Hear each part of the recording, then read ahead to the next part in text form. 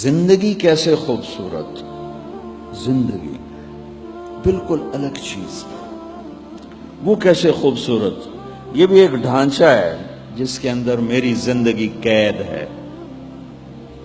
ہم اپنے اپنے قید خانے میں ہیں، ہمیں دیکھنے میں موت خوفناک نظر آتی ہے، ہر مرد عورت کو نظر آتی ہے۔ میرے رب کی قسم، اگر اللہ راضی ہے ہم سے، جاتے ہوئے اگر ہم سے اللہ راضی ہے تو موت سے خوبصورت پیغام کوئی نہیں، اور موت چھٹی ہے، ہمیشہ کے دکھوں سے انسان نجات پا جاتا ہے۔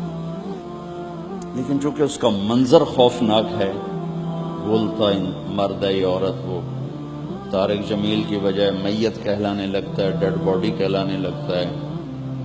کوئی بھی نہیں کہتا مولانا طارق جمیل دی منجی چاہو، کہتے ڈیڈ باڈی اٹھاؤ، میت اٹھاؤ، نام ہی تبدیل ہو جاتا کہ وہ موت ایک خوفناک چیز نظر آتی ہے۔ اگر اللہ راضی ہے تو اس سے خوبصورت کائنات میں کوئی چیز نہیں۔ اگر اللہ ناراض ہے اس سے خوفناک کوئی چیز نہیں، ہلاک ہو گیا۔